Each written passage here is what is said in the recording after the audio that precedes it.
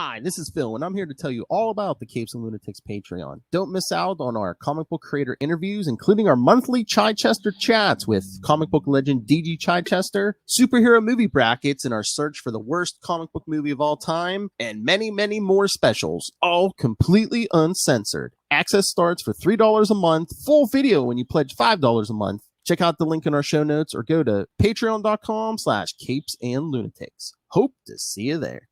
This is Luca Perich, and you're listening to the Capes and Lunatics Sidekicks podcast. Say you want some justice, kids?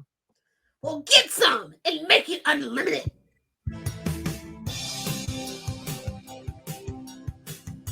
That's right. It's that time again. Welcome back to another episode of Unlimited Justice. I am Phil. Joining me, as always, it is... Live from the Hall of Justice, Lilith Hellfire. tying a man up with her magic lasso, it is. Mind your business. She's like, no, I'm on my island full of women. Honestly, safest place to be. I don't blame you, sister. I don't know how you guys put up with men. Hey, and wouldn't you know it, how timely that we're doing a Jerry Conway. Oh yes, Or- some plucky little podcast is doing an interview with him soon. That's right. We're just gonna start the summer of '69 off a little early. It's fine. Hey-oh. I don't know if I should like put that out just all in one piece or like split it up. Like if we talk with Spider-Man, put it over there. We talk some Justice Yeah, League, definitely. If we talk some Marvel and DC, just split it up. We'll kind of try to keep it in sections. So stay tuned, kids. Because that's right. Because we're covering a Conway today. No. No blondes were harmed during the filming, during the writing of this issue. You get that out of your system before we talk. Mr. Conway, is it true you hate blondes? I'm sure he's heard it all. I know. But I'll be on my best behavior. We'll see. We'll test the waters, and I'll be. We'll see. We'll see if he's down for the joking like a certain someone. I got the good mic out for you guys. All right.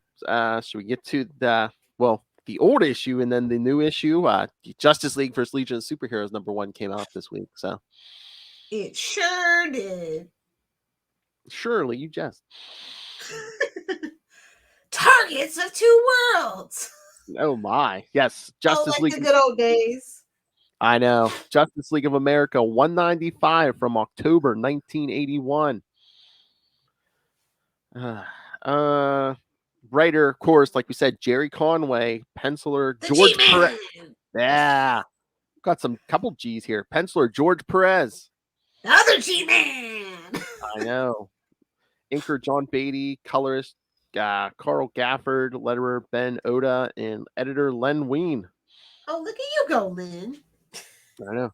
But yeah, Conway and George Perez, man, this is a power This team here. this is like very early 80s power couple, if you will. I mean, I was interested in reading the issue, but then once I saw it was those two, I was like, damn it, I'm in. From page one, that's the thing that people don't like. I think the Justice League stuff that he does goes under the radar a little bit just because a lot of other stuff is so much more high profile. Well, yeah, but I think this is just good, solid character work.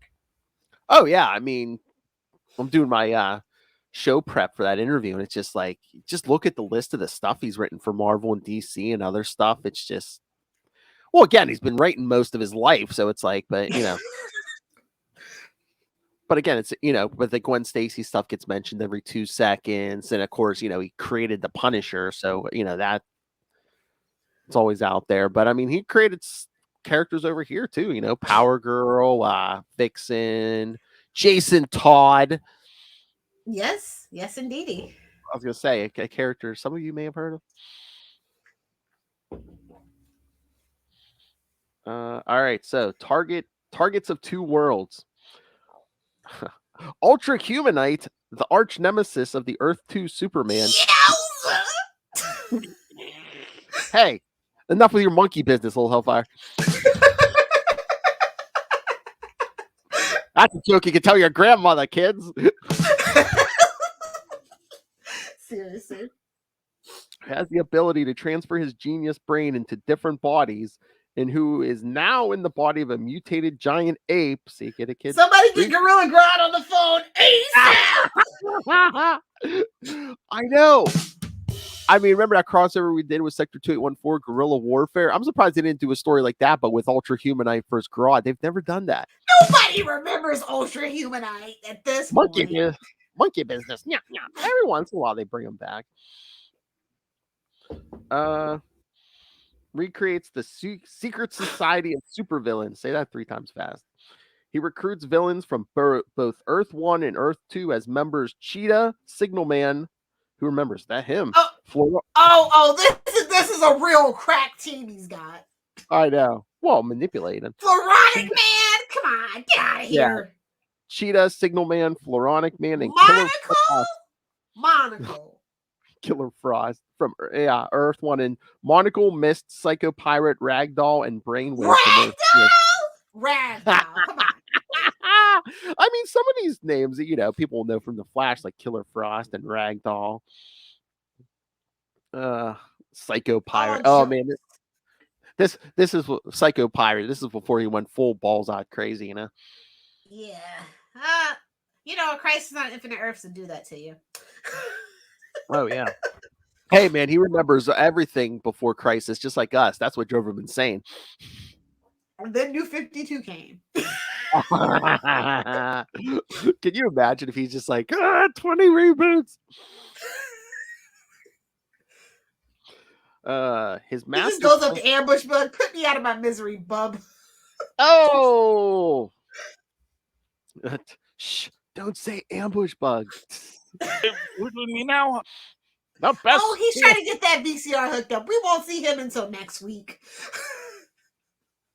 I'm pretty sure they still have RCA hookups on the back of TVs, but I'm like, are there even ports on the back of the TV for a VCR? I don't know. We'll find out, I'm sure. I mean, I could get a VCR. I have one buried in the basement somewhere, but I'm just like, me too. I have my Smallville all 10 seasons on. No, not all 10 seasons, but I have a couple seasons on VHS. I was gonna say, even I have all and all my Disney stuff. Oh, really? Oh, it's bad. I got all 10 seasons of Smallville on DVD and Blu-ray, and then I got the limited edition, full series with the newspaper and everything. It's bad. The Superman shelf is bad. It's redundant. I don't think I have any VHS tapes left. Everything I wanted to transfer, I just got on either all my Disney tapes are best watched on VHS, like Bambi, Snow White. Like when you watch it on Blu-ray, it's just not the same. The heart and soul's gone. Retro, how retro. Back to this monkey business.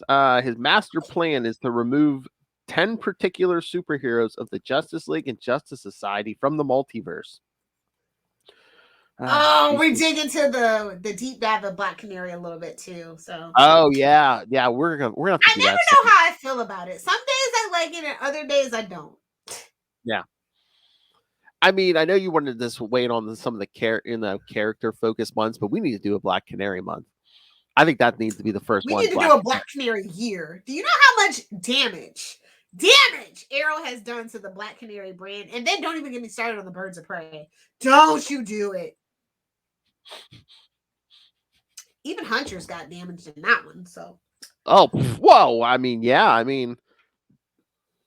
Huntress was like Superboy, it's like it's kind of like how is Arrow's Huntress better than the movie? How? And we only saw how? Because the movie Huntress wasn't like she has layers, basically movie Huntress was just like, I'm gonna kill. I got a crossbow and I want to have fun. Yeah. There's a drop. Honestly, we should just do a Birds of Prey month. We can, yeah. There we go. That's what it was. Well, I was thinking the one day too. We need to do Huntress stuff too. Oh yeah, I'm talking to Earth 2 Huntress though. Okay, that's fine. No shade to Earth 1 Huntress, but Earth 2 Huntress is the best Huntress. either Earth 2 Huntress, or do you want to do a comparison? Well, we could do a comparison. But yeah, so the Mist, the reason why I bring up the Black Canary is because the Mist has this whole thing about Black Canary and like how he doesn't know that that's the daughter of the original Canary. And then Monocle's got like a grudge with Earth 2 Hawkman. And then of course Cheetah and Wonder Woman just need to shut up and kiss, as always. Oh! It's there and it's always been there, and it's very intentional if you know anything about the creator. So that's just, you know, it's not even headcanon at that point, it's just canon. Yeah. So before Crisis, so there was no Earth 1 Black Canary. The original Black Canary's daughter came over to Earth 1, right? Yeah, it's so convoluted at this point too. Mm-hmm. But it worked for then, I guess, like, you know, because everything was outrageous and we were always going between Earths and stuff. So we don't really do that so much anymore. Yeah. I mean, we're going to have to cover that story. What is that, like 219 and 220? That whole, they try to clean up some continuity there. Black Canary. And it just kind of made it worse between us hens. Well, then Crisis did stuff, you know. So. Oh my God. Okay. You know what? A shout out to the Adam Al Pratt. Like, I don't think the Adam Al Pratt gets enough love. I think people just forget that guy.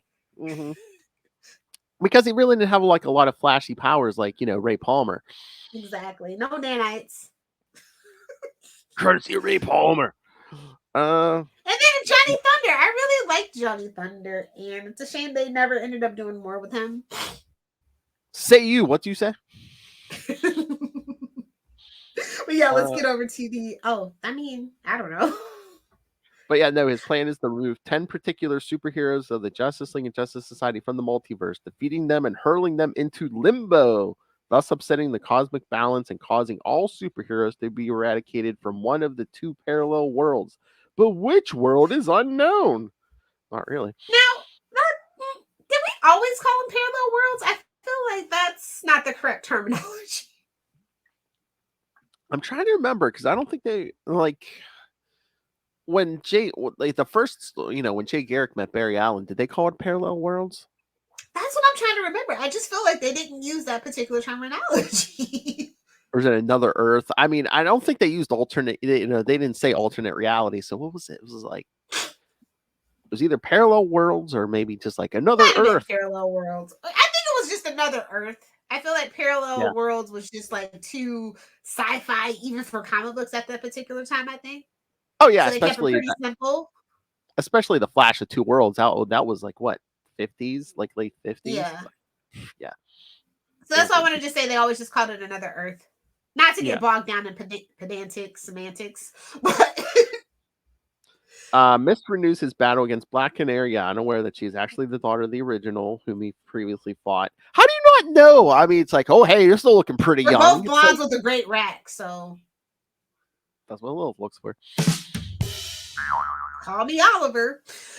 Well, Monaco overcomes the Earth 2 Hawkman, and Cheetah takes her revenge on Wonder Woman. I love this cover, by the way. I think this is a really great cover. Oh yeah. Oh yeah. I'd like a poster of that, honestly. I mean, please, anything George Perez does, you can make a poster of. That's so true. That is very true. Shout out to it only being 60 cents. Mm. You know, sometimes my comic book guy has days where it's he'll charge you the actual price on the cover. I clean up on the Archies every year. Really? Wow. Yeah. I wish Marvel and DC would do that. Well, I mean, like the covers aren't in the best condition, but you know, it's readable. It's good. No, I mean, if you want a reading copy, it's just a copy to read or something. Yeah. It's not too many it's not too many books that I go ahead and get pressed because it's just that's not what I collect comic books for. You know what I mean? Yeah. I actually want to read them. Like if it's an important issue, you get to. Everybody knows that. And I mean, unfortunately, after with the news we got, I mean, should we do like a George Perez episode maybe or something? Yeah, we definitely should probably plan that for Capes, the main show. Oh, I didn't know if you want to do it here or on Capes or something. Yeah, Capes. Okay. That deserves Capes. Okay. I was gonna say I might be able to get Wrangle Will because I know we were talking about it the one day. That's the problem when you're a comic book nerd and your greatest era, the 90s and the 80s, are like literally 40, 30 decades ago, 40, 30 years ago, and all your faves are just kind of like old now. But that's what we talked about. Me and Will talking about Perez. It's like, I mean, he did everything. I mean, basically, is there anyone at Marvel and DC he hasn't drawn? I mean, just with Crisis on Infinite Earths, he drew everyone in the DC universe. Exactly. Man's master. Okay. So explain this plot to me, because I get it. Ultra Human Knight, he's lying to everybody. He knows if they eliminate these 10 superheroes, all Earth 2 is going to lose their superheroes. That was the big thing at the end.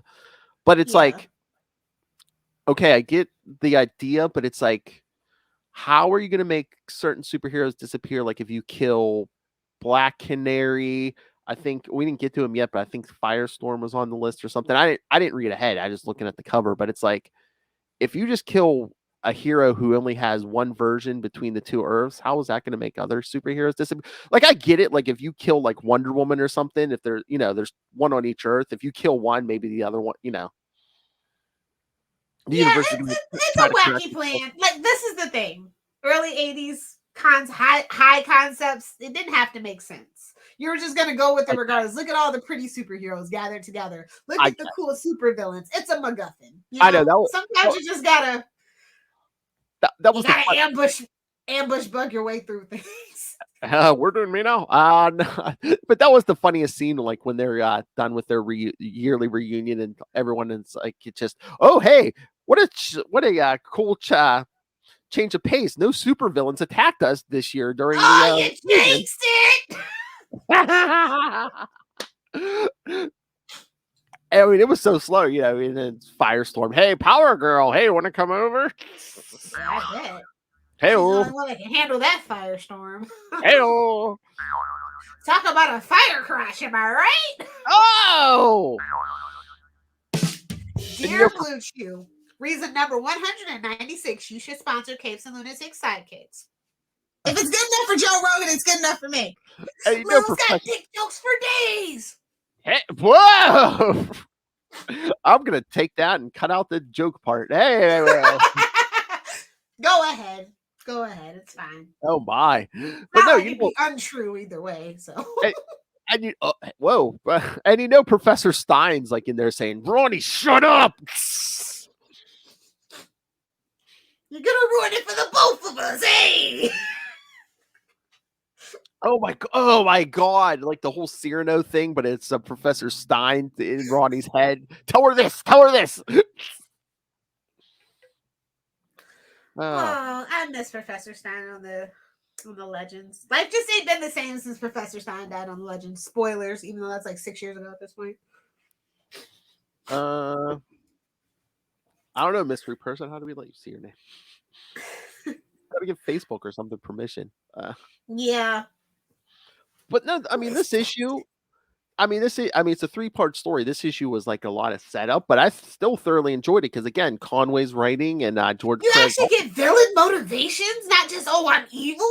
Yes, exactly. In 81, yeah. And that's the thing that I think why I really like DC, just even still to this day, and kind of I guess is that I like the villains. The villains are more fleshed out in DC, and the writers enjoy spending time with the villains. They're not just just to point A to get to point B. Do you know what I mean? They actually like to revel in it. And now we're seeing it more with like your Kingpins and your Dr. Octopus. But like back in the day, come on, Namor was really one note. Dr. Doom was really one note. Mole Man, Molecule Man, come on. Oh, I wonder who that is. Somebody say villain. Oh, I rustled up Russell by mentioning all these villains. Maybe. Got to rub that one in. I didn't know I left the trail of Joker nuggets. Whoa! Where's the Joker nuggets? But yeah, no, like I think that's what really draws me into DC, and I think that's what draws a lot of writers in. Like, sure you want to draw Superman, but everybody wants their their take on the Joker too. Again, the Conway writing. This is the first time I read this, and I was just like, I was pleasantly surprised. I'm like, man, you're not getting this. intricate of a story, especially on the villain end in 1981. Well, also, and I think that goes to the Marvel style versus the DC style as well, too. Yeah. And, all the mandates that come with certain things that they have to do via villain-wise and things like that. But I'm just saying, Marvel and DC, there's some books you're not getting this in 81, but yeah. Yeah, I can't wait for you to discover the other 2 issues. I think this is a very good arc. It's kind of like definitive, really, about what makes the Justice League so special. Yeah. Yeah, I'm about to read ahead. I might just read the last 2 just to be like, I got to see where this goes. Hey, it's the artwork though. I really like. It's a hell of a team. Like I don't think that the story would hit the same for me if somebody else was writing and it was still. It's just that combination of these 2. They really work together well on this team up book. So. George Perez in his prime. I mean, early 80s, the Justice League. He was the man. It was like him and Marv Wolfman. Untouchable. Oh yeah. I mean, Titans. Look at their work on Titans was giving X-Men a run for its money. Come on. Definitely. I think they was said the plan. weren't those the big 2 sellers at one point? It was like X-Men on the Marvel side and Titans on DC. Is like. Yep. Oh, what a time to be alive. I know. But yeah, just his work on Justice League and Avengers, man. Holy crap. I mean, you could throw like 50 people in a panel and, Perez makes it look like, they could be shoulder to shoulder and Perez makes it look like not crowded. Okay, let's on the flip side of this. Let me get to the new issue.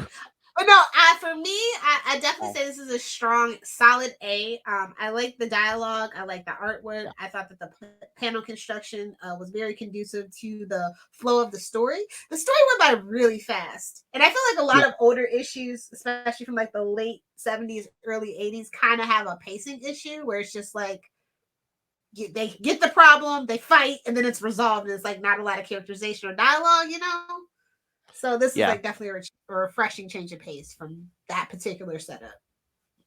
Yeah, I mean a lot of books at this era, they can get wordy or like you could be like info dump, and it's like here you don't get that here. I mean, you're talking Earth 1, Earth 2, and not once that I feel like, oh man, info dump and this and like you said, pacing is beautiful. Everything. Again, it's an A. It's an A for me too, because like I said, it's like a setup issue, but it almost doesn't feel like it. Exactly.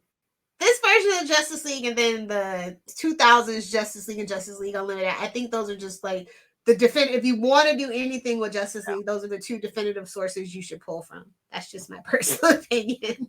You can't go wrong with it. Exactly. So, speaking of somebody who needs to do some deep dive reading, shall we? What? Speaking of somebody who can learn a thing or 2 about actual deep diving and not creating new characters, shall we? Oh, you're talking about Mr. Bendis? I shouldn't give him such a hard time. I was pleasantly surprised, but the bar was super low. I mean, it's not bad, but it still slaps to me of a typical Bendis. Oh, it's definitely a Bendis story. Oh yeah, it's just like it's just like what? Oh, what? Duplicate Girl's old now? Wait, she's old. What did you say? She's old? Yes. It's like we get Her boobs are hitting the floor. Oh. Although I am very interested to see where he takes the gold lanterns because I like the gold lanterns. So. Oh yeah. I'm surprised he's allowed to play in that sandbox. Actually, so. Somebody must have liked it and saw it. I wonder though if there's a little bit of leeway there because it is the 31st century lantern, so true. He's not playing in present day Lantern Corps, yeah. But the future can affect the past in comic books, silly boy. I saw a lot of people ripping on it like way too harshly just because they're mad about something else that Bendis did. Like I said, I set the bar low and I gave it a fair shot and I erased all my, feelings about Bendis to try to give this a fair shake because I like both teams. So, although the teams seem a little bit unrecognizable, but that's okay. Well, I think that's it. Him. I don't blame him for that. That he has to deal with whatever configuration that. Oh, well, at least the Justice League is at this moment. Yeah. So. Oh, thanks, Mom. Is that your mom, really? Yes. Aw. Unless someone stole her identity, yeah. Oh no! I've been hacked. Don't click that link I sent you, Philly. But yeah. So did they not know when they were putting this out or what? Because it was just false advertising. Because Clark's on the cover, but it's John Kent in the issue. It's probably a little bait and switch. Yeah. Do they think they might anger people if they had John Kent on the cover? Honestly, like I said, I don't mind John Kent as Superman. It's kind of interesting because I feel like in the comic books, like modern comics, we did get shortchanged on like an actual decent Superboy, and I don't see him as like Superman. I see him as Superboy. Yeah. I mean, it makes sense for this story because Bendis did have him in the Legion, and yeah, I think it's like a bridge, but they didn't. Yeah, with the whole issue of the bisexual thing, they didn't know how that was going to probably play out. Yeah, so they just did the same thing. True, and of course, kids, if you want Clark Kent Superman, remember what Connor McKenna says: go read your Action Comics. You only need one Superman book. # change my mind. Your mom says she's not hacked. It's her. I saw that. See, kids, we have fans. But no, I think this is great setup. I'm interested to see where it goes. It felt talky, but not too talky. This didn't feel like a Jessica Jones book, for example. Yeah, it felt more like Avengers. Like I felt like when he did the Avengers, they weren't as talky as say like that Superman book was. So it's balance. He's found a balance, and as long as he can stay on track. I mean, yeah, it's been this dialogue, but yeah, he doesn't get too wordy. It's truncated. Yeah. I mean, I wonder again if it's like because he does have to move it along because this is. I mean, is it better that we know where Bendis' story is ending because this is a 6-issue miniseries? Exactly, but I think that they're definitely hoping for a chance of more because they do have that cartoon coming out. Well, yeah, I just wonder, he was writing the Legion series. Are they going to reboot it and do it again? Yeah, I think they're going to reboot it and be more closely to that HBO Max animated series because it's got more adult themes, I guess. I hope it's not like Harley Quinn adult, but I just hope that like the fight scenes are like more graphic and they just like have more leeway with like what they're able to show, like, violence wise. I don't need like sex scenes in a Legion show. I don't need that. No. For brutal fights, yeah, I want to see that. Yeah, well, yeah, I figure they were just using this to, reboot Legion. And again, it's going to be like, hey, from a guy who works on the animated series of Legion, he's writing the comic too. Yeah. And, I honestly, like I said, I think that Bendis is a good, like, connective tissue. I think that he's great with, like, the business side of things. And that's, like, where I would prefer to see him excel and, like, really, like, not retire, but you know what I mean? Like, be like an editor and, a statesman of the comic book world now. I think it's time. Like almost like what they did with Jeff Johns and put him on like certain projects and stuff. Yeah, because like from everything that I hear, he's a perfectly lovely man. He gets along with everybody. And, like, we need that at DC. Yeah. I mean, I could, no offense, but I could see him doing, like, more of a fit on like the TV side than the comic side, even at this point. Yeah, like I like his Marvel stuff, but it's like the Wonder Imprint was great stuff, but most of that was like no sweat off his back. It wasn't like any canon or real established characters and stuff. Like you know what I mean. Whereas Rogozar. I think it's better if like he comes up with the big idea, the big pitch, and then gives it to someone. And then he has a team to help him hammer it down and fine tune it. And I feel like I feel like Scott Goldesky has a good vibe with him because it really works. Like sometimes when he works with the artist, you can tell that it was like a struggle. Yeah. This felt pretty seamless. Like they actually conveyed their ideas with one another very well.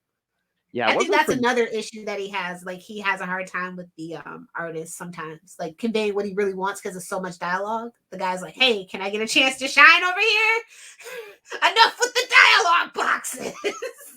yeah, no, I did like the art in this. This was really good art. Yeah. Which I guess, if Justice League and you're trying to spin off the Legion, yeah, you better bring some good talent. So yeah, I wasn't familiar with this artist, but yeah, I was very happy with the art in this. Definitely. But yeah, the Legion, not the lineup that I would have thought. Yeah, but I'm trying to remember because I only read a few of those issues. I mean, this was the lineup Bendis put in place, right? Yeah, I think so, which is probably why I was so surprised. I was like, oh, okay. Well, there's, It's just different, and that's fine. do you have to cut down the roster because Legion does have a big roster? I mean, huge roster, but maybe they're going to rotate in and out. Maybe it's very unlimited justice, That's what I was. scenario.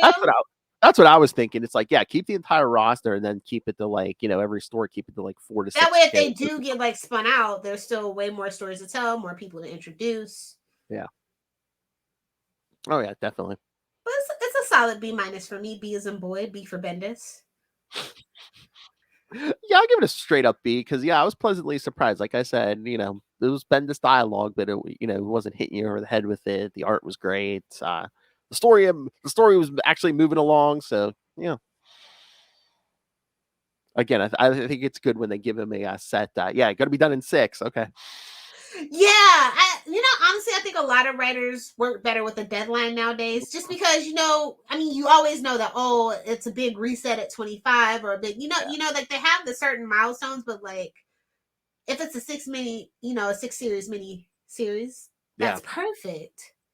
You can see the trees for the forest and whatnot. You know what I mean? Yeah, because even though they write for trades like an ongoing thing, they're just like, okay, hey, I didn't get something done in by issue 6. I'll just throw it into the next arc or whatever. Yeah, no, I like it here. Or never mention it again. Rogels are. Yeah. So no, I think that he's actually mellowing in his old age and like he's kind of like reflecting. I feel like this is just definitely a little elevator for him, and I hope he keeps it up. I really do. I want to see good things from this book, mainly because I'm so invested in that cartoon. Yeah. I just wonder too. I know he liked Superman and he wanted to do Superman, but I wonder if it was just too much. Who doesn't want to do Superman, Phil? Like, okay, seriously. okay, Lois. But no, I just wonder if like writing the same character 2 times a month in 2 different books was a little much, or I don't think you have it. Like, I think after the Rogozar incident, he didn't have as much leeway. Yeah. Because of the, the fans' visceral reaction to that. So, that's the one thing. It's like, he didn't do anything drastic with Spider-Man. I mean, he made fantastic additions to the Spider-Man world, But like when it comes to Superman, that's the thing people have to learn. Oh yeah. But that was Ultimate. I mean, that was kind of there was a little more leeway there because it wasn't the 616. But yeah, that's what I mean. Yeah. Yeah. Yeah, I think it might shape up to be a great miniseries. We'll keep an eye out on it. I'll commit to the second issue. We'll have to commit 1 issue at a time. I'm not gonna commit to the whole thing. I've learned my lesson. Hey, even if Lilith abandoned you guys, I'll do the 6. I'll trudge through the 6, even if it starts getting bad. So, but I mean, yeah, no. So far, I mean, it's worth a pickup, right? Lilith, issue 1. Oh yeah, absolutely. Even if you're just morbidly curious, morbid curiosity, I say do it.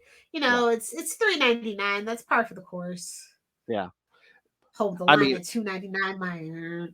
And again, it's Bendis, but he didn't go full Bendis, so yeah. I say he only went half Bendis, and it worked so far. I wonder if that's the key. I wonder if it's like he, if you make him throw 20 characters in a book, it's like the Bendis gets like distributed evenly or something. Evenly, yes, I think that is the key. It's not one character getting the full Bendis. Oh, speaking of which, kind of sort of, since Naomi's gonna probably pretty much be her own like universe, aka the Black Star Girl. Looks like what's shaping up to be. You guys, if you should pick up the comic books. I like the comics. I do. I just never finished. I only got like through issue 3, I think. So I'm gonna finish up that series. It was on sale on Comixology, so I just went ahead and got it. So I just have to read it. And they collected that in trade, didn't they? Did they? I think they did, but I don't think that story where she was the Superman story where she went over to that book. I don't think that was in the trade or something. I think something was missing in the trade. Oh, okay. But I thought, like, what was it? Was it 6 issues or was it 6 Yeah. issues? Yeah, I thought they collected that somewhere. So that might be. Probably they collect everything nowadays. And for those of you who may not read all the comics, she is in Justice League right now. Ben, this is right in the Justice League book. Hey, maybe it wasn't Superman. Maybe it was Black Adam. Oh, there you go. On the TV show, it wasn't Superman at all. He wears a cape. Can you imagine they reveal that the week they're like, hey, go see the Black Adam movie? Mark my words. What did she see? Go to the movie theater. Oh, Warner. Wouldn't that be funny? Oh my God, there'd be a It's riot. Mr. Miracle, actually, because Ava was supposed to do New Gods. Oh, maybe. Maybe it's Mr. Miracle. He wears a cape too. We're gonna get those New Gods somewhere, damn it. Ryan was feeling fancy that day. The House of L is not the only aliens that wear capes, okay? Oh, Krypton, I miss you. It's Mon-El. So on that note, I think we can wrap it up. Wrap it up. All right, kids. Cut it out. Oh, wait. Somebody go check on Dave Coulier, actually, now that I think about it.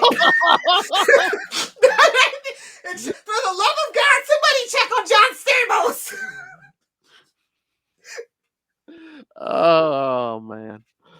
The Grim Reaper forgot about that. Cool. All right, kids. So next week, of course, we're going to be covering Justice League of America 196, part 2 of the JLA JSA team up story.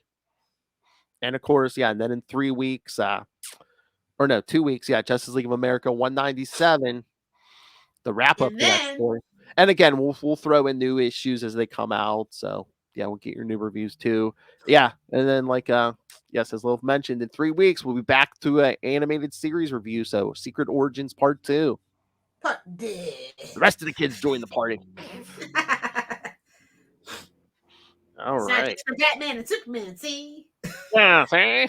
All right, kids. So yes, email us all your thoughts on this classic storyline, George Perez and his work, the new stuff, all of it, capesandlunatics@gmail.com, or call the voicemail 614-382-2737. That's 614-38-CAPES. So please, kids, please send in feedback so we don't have to talk to my mom. All right. So yes, capesandlunatics@gmail.com or 614-382-2737.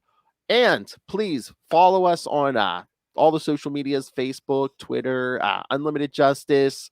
Hey, that's right. Hail. All right. So, and you can also join the JLA Justice League Justice Society Facebook fan group. Join us there for some fun conversations.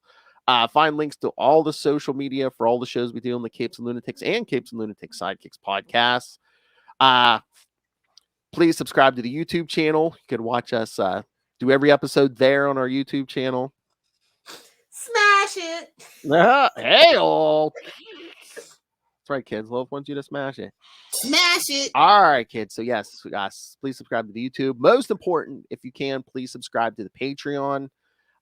Any contribution. We don't have a fancy financial backer. That's right.